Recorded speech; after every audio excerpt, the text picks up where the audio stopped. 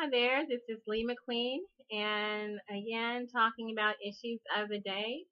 And this time I'm speaking about something specific, and this is for the Congressional Black Caucus, who have submitted a letter saying that they are unpleased with the reforms, two of the reforms that Bernie Sanders wants to bring to the Democrat Party. One is the allowance of independents into the primaries, or just making all primaries open. The other issue is the superdelegates, the issue of the superdelegates. And I'm going to start with the opening of the primaries. One thing, well, one of several things that we're plagued with this election season is the necessity that some people think we should have of voting for the lesser evil, which we've been doing apparently for years until the point where we are finally left with nothing but evil because we've been voting for it. Maybe less and less and less we've been voting for the lesser evil, but it's accumulated until now that's all we're left with is evil. That's what voting for evil gets you. It gets you evil. And so that is what we're presented with. Eliminating the closed primary system is one way to get away from voting for the lesser evil. Eliminating the closed primary system means that people can vote for a vast array of candidates in the primaries and then just narrow the field until the general election where they can vote for the candidate of their choice. So it's just basically instant runoff voting, and this can and possibly will be achieved at the state level. State governments control their electoral process. They decide whether they're going to do a caucus or a primary. They decide whether that primary is open or closed. They decide the deadlines that people have to register or switch party affiliation. So we have some states that are addressing issues at the state level. They're saying our primaries are going to be open. You can vote for the candidate of your choice. And in that way, you don't have to beat each other over the head with the lesser of two evil demands. If every state in the United States had an open primary and just got rid of the caucus, we will have achieved something similar or close to instant runoff voting, where we can vote for the candidate of our choice and just slowly narrow the field until the general election. This is possible, and it can be done at the state level. There's something else that's happening at the state level too regarding the electoral process. There are many states that have decided this year to get rid or restrict the power of the superdelegates. So the trend in our nation is towards restricting the power of the superdelegates, forcing the superdelegates to follow the will of the people in their state and cease voting against their district. So the power of the superdelegates, state by state, are being restricted. That's what the trend is. The trend is actually towards Bernie Sanders' position on this. We've seen that in Vermont, New Hampshire, Wyoming, Utah, North Dakota, and Nebraska. We're also seeing that in West Virginia, Idaho, Nevada, Maine, and Alaska. In addition, we're seeing that in Texas and Iowa. So the call has been sent out, and the call is being answered. What the Democrat Party at the national level refuses to do, the state level parties are already doing. They're making these platform changes, these rule changes. So it's moving past you. This issue is moving past you. You're trying to stop it, and you can't stop it. It's already happening. The only thing that you can do in this instance is be accused of race baiting, which I think that this letter that you sent, this open letter, is a letter that's race baiting Bernie Sanders. And I don't think that he deserves that. I think he's better than that, and I think the Congressional Black Caucus is better than that.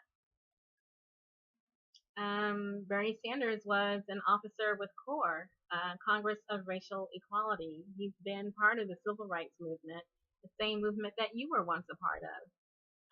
This is all documented, letters, photos, newspaper articles. It's a fact. Regardless of what John Lewis got on television and tried to tell people, however much that it was not a fact, it was proven by Chicago Tribune that yes, Bernie Sanders was a participant in the civil rights movement. And not only that, he was a leader and an organizer in the civil rights movement. Not just with CORE, he was also an organizer with SNCC, Student Nonviolent Coordinating Committee. He traveled with them to Washington to hear Martin Luther King speak, and it's just been more of the same ever since. Bernie Sanders has never shied from calling for racial justice. Now he's included economic justice in those calls, and why not? Since quite a few people who are minorities in the United States are suffering from income inequality. So for John Lewis to actually lie on television, and for any of you who stood with him while he did it in order to protect or shield or boost Hillary Clinton, who was not a participant in the civil rights movement, we don't see her picture. The only picture we see is with her Barry Goldwater pin. And that was documented by Carl Bernstein. She said she was pro-segregation. She campaigned for segregation. She was a Goldwater girl. She admitted that herself. And Carl Bernstein researched that and found out that she chose to travel to Southside Chicago and attempt to disqualify black voters from voting. That's the woman that you defended. You lied on Bernie Sanders on his record on civil rights and racial justice. You lied on him. You bore false witness, and then you did that to protect Hillary Clinton, who you also lied on and tried to boost when we know differently that she was not a participant in the civil rights movement. So I do believe, like I said, that this letter is a form of race baiting. Congressional Black Caucus balks at two political reforms being pitched by Bernie Sanders that came out in the Washington Post. And I do believe that the Congressional Black Caucus is on the wrong side of history, and it's being shown by various states and state parties trending towards Bernie Sanders' position. It's not too late for you to do that, but for this continuance of race baiting, not only Bernie Sanders, but also his supporters, and accusing them and him of being racist, you're out of line. You're out of line, and you're also lying, certainly on Bernie Sanders. He cannot speak for every one of his supporters, and neither can I. I can only speak for myself that I am not a white male who throws chairs. I'm me. And there's many of us out there, we're 45 years and younger, who support Bernie Sanders of all races. And for you to dismiss those people and say, well, we don't care about them, we don't care about their votes, if it means that we have to disenfranchise them, if it means that we have to sabotage Bernie Sanders' campaign in order to overpower their voices, then we shall do it in order to support Hillary Clinton. We'll do whatever it takes to support Hillary Clinton. And we've seen some immoral acts committed by the Congressional Black Caucus against their own constituents and their own youth, us, in order to support Hillary Clinton. Both Clintons, actually. The Clintons brought us welfare reform. They brought us the crime bill, racial profiling, mass incarceration, mass disenfranchisement, an inability for many of the younger people who have been racially profiled, forced to plea bargain whether they were guilty or innocent, and then incarcerated. Many of them have lost their voting rights. Your support for Hillary Clinton did that. All these bills that became policy and law that you supported for Bill and Hillary Clinton, it harmed the young people, Generation X. The baby boomers, they're going to be okay. They were taken care of by Bill and Hillary Clinton because those bills weren't aimed at them. The full effect of NAFTA was felt by Generation X. We went to college, we got our higher education, we mortgaged our futures, and then we looked around and said, where are the jobs? Well, they're over there. They're in China, they're in Mexico, they're wherever they are, they're just not here. So that was Bill and Hillary Clinton. And they earned their kickbacks from that. They were rewarded for all these policies that they enacted that were so harsh, so dream killing, so hope killing, so future killing towards the youth of the Democrat Party, youth in general, certainly progressives. Bill and Hillary Clinton got rich off that. Only until recently did Hillary Clinton give up the money she earned from the prison lobby. That crime bill, the drug laws, the mandatory minimum sentences, she made money from that. All the young people who were targeted by police and law enforcement, stalked and harassed so they could continue to get federal funds, their lives were ruined. They can't barely find jobs, any jobs that still exist here in North America. That mark means that they are last on the list if they're considered at all when they send in their applications. That's Bill and Hillary Clinton. So they have barely any income, if any income at all. So what do? Do they get social services? No, because they have a felony charge on their record. Do they get housing? No, because they had that felony charge on their record. Okay, so any type of social services? Barely. This is what's happened. So the following of the party line, the support for the free trade agreements, the close ties on Wall Street, the corporate control of our prison system, of our education system, of our healthcare system. It's been so unpopular because it's caused so much harm. And perhaps the older generation, the baby boomers, were richly rewarded for their support, and that's good for them. If you made out like bandits, good for you. But the thing is, it caused so much harm to the younger people who were not rewarded. They were punished for all that. And so it seems like that there's more concern about representing Bill and Hillary Clinton, or in this case, Hillary Clinton, than actually representing the people of your districts, the youth of your districts, the progressives of your districts. You've turned your back on all of them. And you've also turned your back on independents. And now you're saying, well, unify with Hillary Clinton, get behind Hillary Clinton, fall in line with Bill and Hillary Clinton. And there's reluctance to do that. Not only has Hillary Clinton her machine, some of which you are a part of that machine, not only have you assisted her with disenfranchising voters, switching their party affiliations, purging them from the voting rolls, making up some ID laws and telling people they don't have sufficient ID, really going out of your way to disenfranchise these voters who try to support a progressive platform. On top of that, you want to be superdelegates and vote against them. A democracy is one man, one vote, one person, one vote, one woman, one vote, one vote. But as superdelegates, you get about 10,000 votes. And so no matter how these young people want to vote to support their future, they want to vote for a $15 minimum wage, they want to vote to stop fracking, if they want to vote to get money out of politics, and they go to the polls, if they're not disenfranchised and they still manage to vote, your superdelegate vote is the final disenfranchisement. And so this is what we're saying, we want to have equal representation, whether inside the Democrat Party or outside. And you're fighting against that. You're fighting against your own youth. You're fighting against the millennials, the Generation Y, Generation X. You're fighting against them on behalf of Hillary Clinton. And you have to ask yourself, are you on the right side of history or on the wrong side?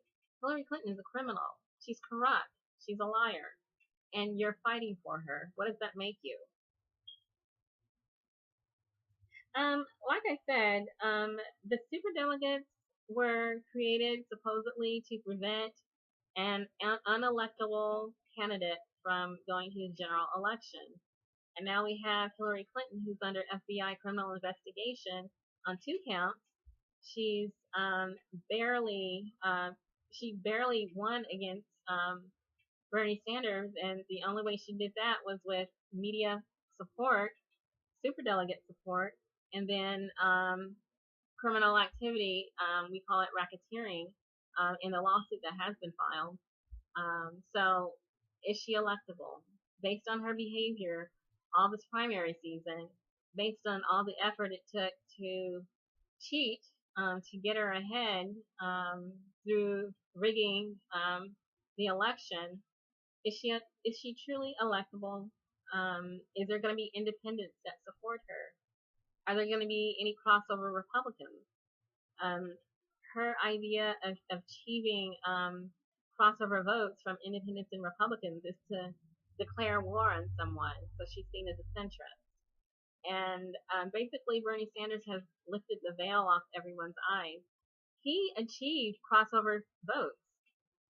He's done that, not by moving to the center. He stayed who he was all throughout this primary season. He became a better candidate, a better politician, but he kept true to his values. He stayed the course, and he told the truth. That was how he achieved crossover votes. And you guys fought against that, and now you're still fighting against that. And I think not only are you supporting Bill and Hillary Clinton, but you're supporting your own power, your own influence, and your own access to money. And it's causing harm to this electorate. The young people that you're hurting and that you have hurt, they're leaving this party. They're leaving the Democrat Party. I created a video called Rage Against the Plutocracy. It could have also just said Rage Against the Oligarchy, and that's what's happening. They are abandoning the Democrat Party. Some of them have already left. They switched their party affiliations from Democrat to Green. Some of them have switched to Independent until Green gets on the ballot in their state, and then they'll switch to Green. But they have left the Democrat Party. You're losing support. You're hemorrhaging support. And the reason why you're doing that is because you're supporting a corrupt, flawed establishment politician who may or may not be able to make it through the general election. So the individual states are abandoning the positions that you're taking. They're moving towards Bernie Sanders' position. And I'm just going to say that perhaps rather than continuing to race bait Bernie Sanders, that you listen to the youth. Maybe you don't want to listen to Bernie Sanders, but at least listen to the youth and the millennials who have been speaking through Bernie Sanders, saying that they want a change. They don't want rampant financial chaos and mayhem on Wall Street. They don't want to be beat down by their student loan guarantors. They don't want insurance companies, bankers, and pharmacy companies, communications companies controlling their media, controlling their elections, serving as superdelegates, serving on State Department positions. They want reform. They want regulation. They want $15 minimum wage. They want to stop fracking. They want to stop these unfair trade deals like the TPP, which Hillary Clinton may support, may not. It's hard to judge because she's been on both sides of the issue, as she is on many issues. So the youth and the future of the Democrat Party is leaving the Congressional Black Caucus behind. Maybe re-examine your positions, all of them, going back to when you first started supporting the Bill and Hillary Clinton. Just examine what has happened to our young people, their futures. Your futures seem to be okay, but the young people are telling you that they're hurting. They don't have the jobs that you had. Those blue-collar jobs, the manufacturing jobs, NAFTA sent them away. We don't have those advantages. We don't have the vacation time that you did. We don't have the pensions and the health care that you did. All of that's gone. All that we have left are minimum wage jobs that are not keeping up with the cost of living, and then no health care, no benefits, no sick leave, no vacation. Just part-time positions that you have to share with maybe 2 or 3 other people in order to scrape up enough to pay rent. And rent is being paid because after 2008, can anyone afford to have a mortgage anymore or buy a home? The American dream that you might have enjoyed that your parents gave you, the greatest generation that they provided you because of what they were able to accumulate due to FDR, Franklin Delano Roosevelt's New Deal. They were able to accumulate wealth and then pass that down to you, the baby boomers. And then what happened to us, Generation X, Y, and Millennials? What are you passing down to us? What is our future going to be? So really think about this as you go forward, and not just on the superdelegate issue, and that's just being decided without you. You can either be on the wrong side of history or you can be on the right side. But that and many issues are being addressed, and it's going to come to a head at the Democrat National Convention in Philadelphia. You still have a chance to vote for the right side of history. It's your last chance, I believe. Otherwise, the youth are going to leave you. They're going to the Green Party. The Democrat Party is going to weaken even further than it already has. The Green Party, the Independents, they are going to be the beneficiaries of the mistakes that you made. And I am going to say that I mentioned John Lewis, who stood up and led the sabotage and smearing of Bernie Sanders. Elijah Cummings, you're in there too. You turned your back on Donna Edwards, a black female congresswoman who is progressive. You turned your back on her, and she lost her congressional seat. You had a chance to support her, you didn't. Instead, you threw your support and your endorsement to a pro-Hillary Clinton, pro-Wall Street, conservative white male. This is the type of betrayal that we've been talking about. So, John Lewis, Elijah Cummings, very disappointing. Barbara Lee, California, I just want to say, unbought and unbossed. That's what you are, and you are a role model for the rest of us. And I'm going to say this also, that Bernie Sanders has sent out a call for new blood into the political process, not necessarily the Democrat Party, although some will trend that way, but maybe independents and Greens as well. 7,000 people answered that call. Of those 7,000 people, how many do you think are going to come for your congressional seat?